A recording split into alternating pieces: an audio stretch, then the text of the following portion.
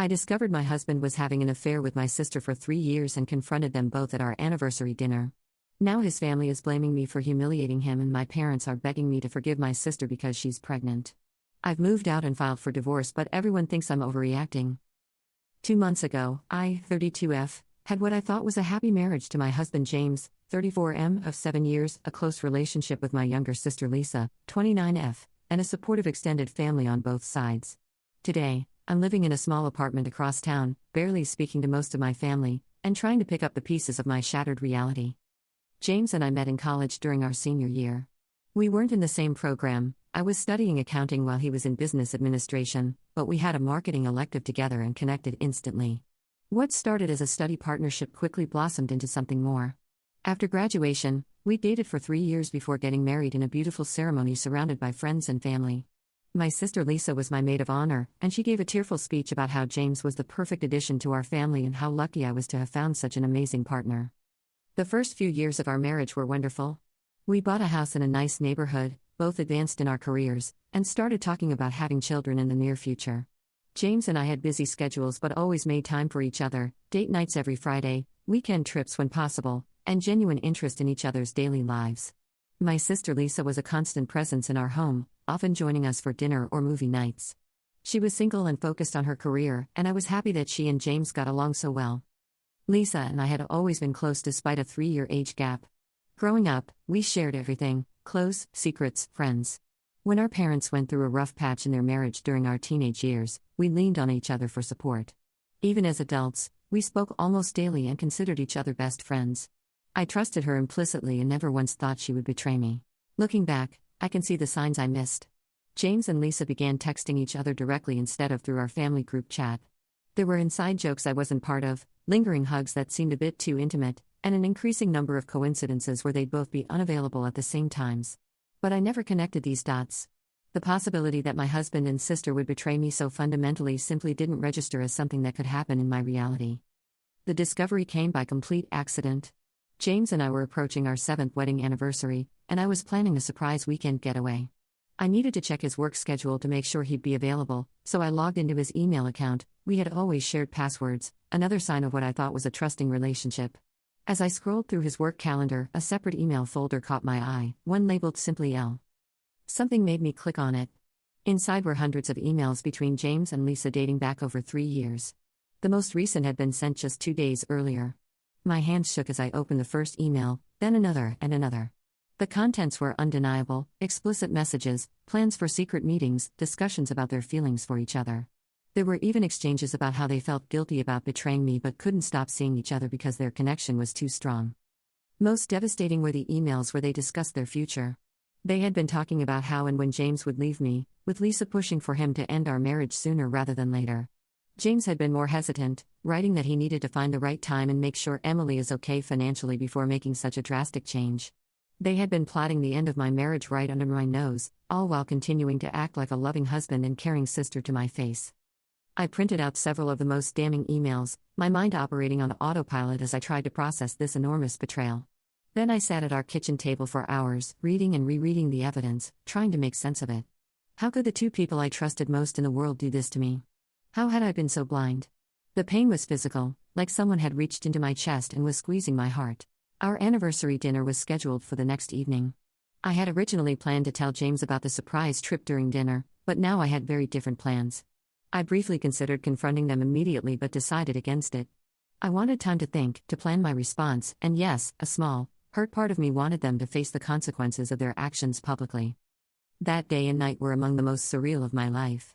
I went through the motions, going to work, coming home, even making small talk with James as if nothing had changed. He mentioned that Lisa would be joining us for our anniversary dinner since she was in town for a meeting, another lie, as she lived just 15 minutes away. I simply smiled and said that would be nice. If he noticed anything off about my behavior, he didn't mention it. The next evening, we went to the upscale restaurant where we'd had our first official date. Lisa was already at the table when we arrived, looking beautiful and completely at ease. She hugged me tightly, wishing us a happy anniversary, while I forced myself to hug her back without revealing what I knew. James ordered champagne to celebrate, and they both raised their glasses in a toast to many more happy years. I waited until after we'd ordered our main courses. The restaurant was busy, with tables full of people celebrating their own special occasions. When there was a lull in the conversation, I reached into my purse and pulled out the folder containing the printed emails. I placed it on the table between James and Lisa, opened it, and simply said I had found their correspondence. The color drained from both their faces simultaneously. James reached for the folder, but I put my hand on it firmly. Then I calmly, quietly laid out what I had discovered: the 3-year affair, their plans to leave me, all of it. I kept my voice level, determined not to cause a scene despite the hurricane of emotions inside me. A few people at nearby tables glanced over, but most remained absorbed in their own evenings. Lisa started crying silently, mascara running down her cheeks. James looked like he might be sick. They both started speaking at once, explanations, justifications, apologies tumbling out incoherently. I didn't raise my voice, but I was resolute. I told them I had already contacted a divorce attorney and would be staying with a friend until I found my own place. I said I never wanted to speak to either of them again. Then I stood up, left enough cash on the table to cover my portion of the meal, and walked out of the restaurant with as much dignity as I could muster. The aftermath was immediate and overwhelming. By the time I reached my friend Megan's apartment, my phone was exploding with messages and calls. James was alternating between apologizing profusely and blaming me for humiliating him publicly. Lisa was sending lengthy texts about how it wasn't what it seemed and begging me to let her explain. I silenced my phone and collapsed into Megan's arms, finally allowing myself to break down completely. The next few days passed in a blur as word spread through our families. My parents were horrified, of course, initially offering unconditional support and expressing profound disappointment in Lisa.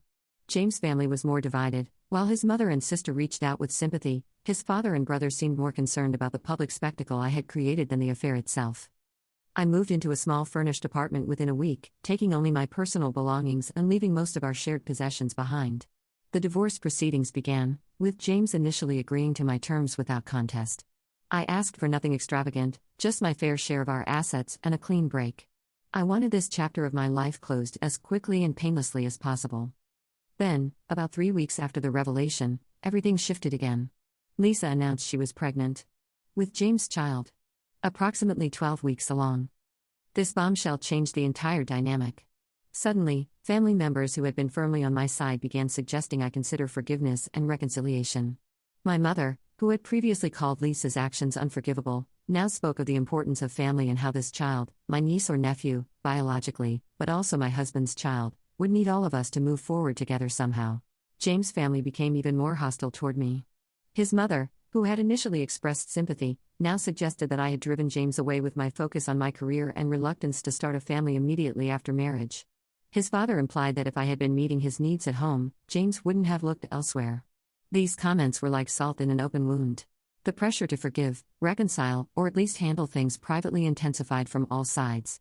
My father, torn between his 2 daughters, began calling daily with updates about Lisa's pregnancy and how stressed she was, subtly guilting me for maintaining my distance.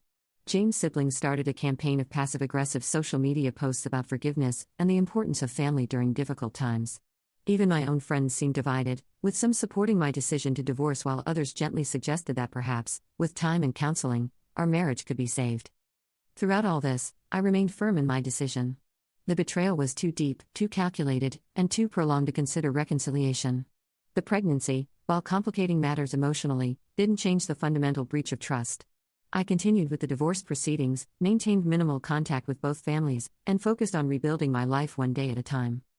6 weeks after moving out, I attended a mandatory mediation session with James as part of the divorce process. It was the first time we'd been face-to-face since the restaurant confrontation. He looked terrible, unshaven, dark circles under his eyes, clothes hanging loosely as if he'd lost weight. A small, vindictive part of me was satisfied to see physical evidence of his distress, but mostly I felt nothing beyond a dull ache where love had once been. During the mediation, James made an emotional plea for reconciliation. He claimed the affair had been a terrible mistake that he regretted deeply and that he had ended things with Lisa despite the pregnancy. He said he wanted to work on our marriage and would do anything: therapy, transparency with his devices, relocating to a new city to regain my trust. When I remained unmoved, he switched tactics, suggesting that I was being hasty and would regret throwing away 7 years of marriage without trying to save it. I listened quietly to everything he had to say. Then I simply asked if he would have ever confessed to the affair if I hadn't discovered it myself. His silence was answer enough. I also pointed out that he had only ended things with Lisa after being caught, not out of genuine remorse or love for me. The mediator, seeing we were at an impasse, suggested we take a break and reconvene later. I agreed to consider James' proposal for reconciliation but made no promises. That evening, I received an unexpected visit from Lisa. She showed up at my apartment unannounced, visibly pregnant now at around 16 weeks. I almost closed the door in her face but reluctantly let her in, curiosity overcoming my anger momentarily. She had come, she said, to tell me her side without James present. According to Lisa, James had pursued her initially, not the other way around. She claimed she had resisted for months before giving in to her feelings. She described their relationship as a real love that had taken them both by surprise, not just a casual affair. She explained that they had planned to tell me properly, but the right moment never seemed to present itself. Then she dropped another bombshell. James had told her just days ago that he was choosing to try and save our marriage despite the pregnancy, essentially abandoning her and their unborn child. She was clearly expecting sympathy, perhaps even an alliance against James. Instead, I felt a strange sense of clarity. Both of them were still trying to manipulate me, still lying and shifting blame. James hadn't mentioned Lisa's claim about him pursuing her, and I suspected Lisa was exaggerating James' abandonment to gain my sympathy. The details might differ in their versions, but the core truth remained: the two people I had trusted most had betrayed me in the worst possible way for years. I asked Lisa to leave. As she turned to go, she made one final plea: regardless of what happened between us, would I consider being part of her child's life? The baby was innocent in all this, and biologically my niece or nephew. I told her I needed time and space before I could even consider such a relationship. She nodded sadly and left. 2 months have now passed since that initial discovery. The divorce is proceeding, though not as smoothly as I had hoped. James is contesting some financial aspects, his earlier cooperation apparently contingent on my willingness to reconcile. I've returned to work full-time, started therapy, and begun rebuilding my social circle with people who support my decisions unconditionally. The pressure from family continues unabated. My parents, while acknowledging the severity of the betrayal, now regularly advocate for some form of forgiveness, if not for James, then at least for Lisa. She's still your sister, my mother reminds me, as if I could forget. This child will be family, my father says, using the pregnancy as emotional leverage. James' family has taken a harsher stance, with his mother recently telling mutual friends that I abandoned my husband during a difficult time. Throughout all this, I've maintained firm boundaries. I've reduced contact with anyone who cannot respect my decision to divorce. I've blocked James on all social media and communicate only through attorneys. I've made it clear to my parents that while I may eventually reach a place where I can be civil with Lisa, true forgiveness and a restored relationship may never be possible. Some days are harder than others. There are moments when I question my decision, wondering if I should have tried harder to save my marriage or if I'm being unnecessarily harsh toward my sister.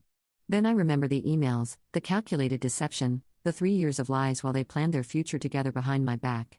The trust is irreparably broken, and no amount of family pressure or pregnancy hormones can change that fundamental fact. The most hurtful comments come from people suggesting I'm overreacting or that I should get over it for the sake of the child. As if discovering a 3-year affair between my husband and sister is something one simply moves past with sufficient effort. As if my feelings of betrayal have an expiration date after which I'm obligated to forgive and forget. As if my pain matters less than maintaining a facade of family harmony. Last week, I reached another turning point. My therapist suggested I write letters to both James and Lisa, not to send, but to fully express my feelings without interruption or judgment.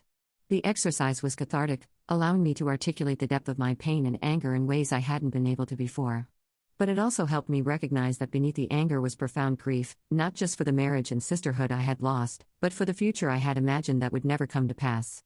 This recognition hasn't changed my decision to divorce or my need for distance from Lisa, but it has shifted something inside me.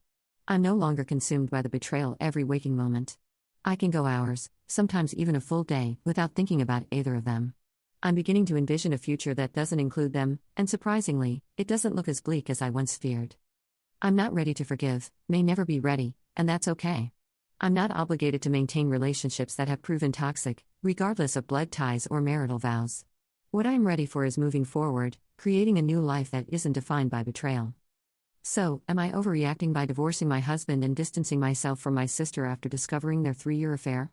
Am I being unreasonable for not wanting to get over it now that my sister is pregnant with my husband's child? Should I be more willing to reconcile for the sake of family harmony? I don't think so. Some betrayals cut too deep for conventional reconciliation. Some trust, once broken, cannot be repaired.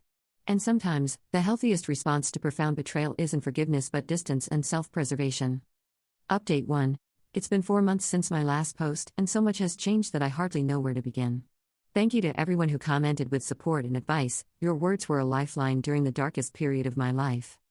I'll start with the practical updates. My divorce was finalized last month. Despite James' initial resistance to the financial settlement, his attorney eventually convinced him that dragging things out would only cost more in legal fees. I received my fair share of our assets, including half the equity in our house, which James decided to keep. The process was painful and exhausting, but it's finally over. Legally, at least, I am no longer tied to the man who betrayed me so thoroughly. Lisa is now 7 months pregnant and, according to my parents, doing well despite the circumstances.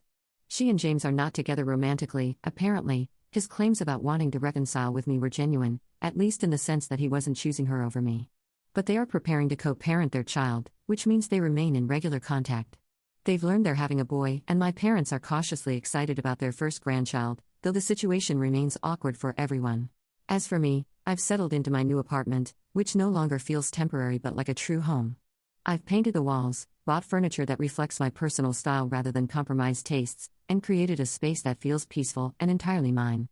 I've also received a promotion at work. The focus and energy I previously invested in my failing marriage has been redirected into my career with positive results.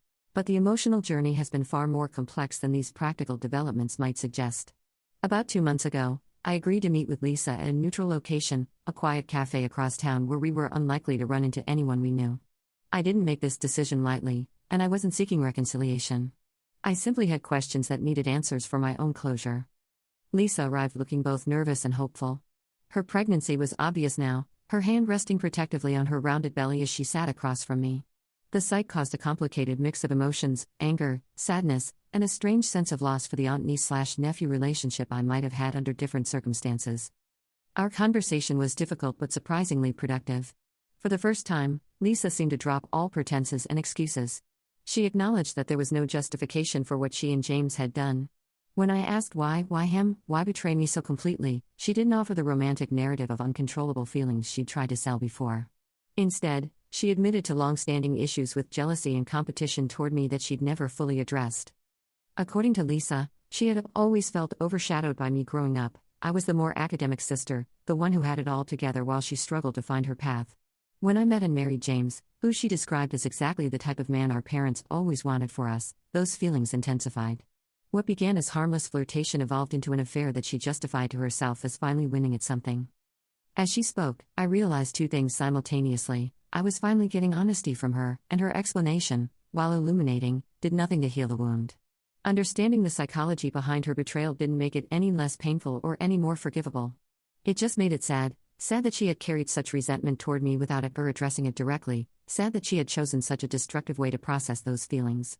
When I asked about James' role in all this, she was equally forthcoming. He had indeed pursued her initially, finding in her a less challenging version of me, someone who admired him unreservedly and didn't push him to grow or change. But she acknowledged that she had eagerly participated, enjoying the secret power of taking something that belonged to me. The pregnancy wasn't planned, she admitted, but once it happened, she saw it as a way to force a resolution to the triangle they had created. I left that meeting with a strange sense of calm. Not forgiveness, not reconciliation, but a clearer understanding of what had happened and why. The betrayal hadn't been a love story gone wrong or a momentary lapse in judgment, it had been a deliberate choice by 2 deeply flawed people who prioritized their own desires over loyalty, honesty, and my well-being. This clarity has helped me set firm boundaries with both my family and James. When my mother continues to push for reconciliation, I can calmly explain that understanding someone's motivations doesn't obligate me to welcome them back into my life. When James' family suggests I'm being unforgiving, I can acknowledge that forgiveness and reconciliation are separate processes. I might eventually forgive for my own peace, but that doesn't mean restoring relationships damaged beyond repair. As for the baby, my nephew, I've made a difficult decision. I will not be present in his early life.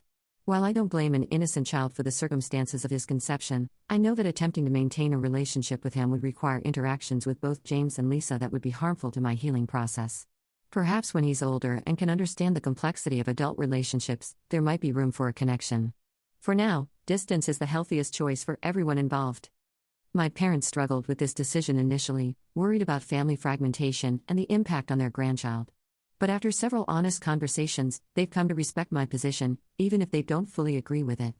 They've promised to keep their relationship with Lisa and the baby separate from their relationship with me, no surprise visits with the baby in tow, No pressure to attend family events where Lisa will be present, no constant updates unless I specifically ask. James has finally stopped attempting to contact me directly. The last message I received from him was after the divorce was finalized, a long email alternating between apology and self-pity that I read once and never responded to. According to mutual friends, he's telling a revised version of our story where we grew apart and he made mistakes. I find I care less and less about his narrative with each passing day. What surprised me most in these past months is how much lighter I feel without the burden of a betrayal-filled marriage and a toxic sibling relationship. There's grief, yes, I don't think that ever fully disappears, but there's also relief and a growing sense of possibility. I'm dating casually, making new friends, exploring interests I had set aside during my marriage, and rediscovering parts of myself that had been compromised or suppressed. My therapist recently asked if I regret the way I handled the revelation, the public confrontation at the anniversary dinner that so many family members criticized as excessive or humiliating. I thought carefully before answering no. That moment of standing up for myself, of refusing to minimize their betrayal or protect them from consequences, was powerful and necessary. It set the tone for everything that followed, making it clear that I wouldn't be gaslighted or manipulated into accepting unacceptable behavior, no matter how much pressure was applied. To those who suggested I was overreacting by refusing to forgive or reconcile, particularly because of the pregnancy, I can now say with confidence that protecting my own well-being was the right choice. Reconciliation isn't always possible or desirable, especially when trust has been so fundamentally broken. Some relationships, once damaged, cannot and should not be repaired. I don't know what the future holds. Perhaps time will soften some of these hard edges. Perhaps years from now, I'll have a different perspective on forgiveness or family connection. But for now, I'm focusing on building a life that feels authentic and peaceful, surrounding myself with people who value honesty and loyalty, and trusting my own judgment about what relationships deserve a place in my life. If there's one thing I've learned from this experience, it's that real strength isn't found in forcing yourself to forgive the unforgivable or in maintaining toxic relationships for the sake of appearances. Real strength is having the courage to walk away from people who have shown you exactly who they are, and believing that you deserve better, even when everyone around you is telling you otherwise.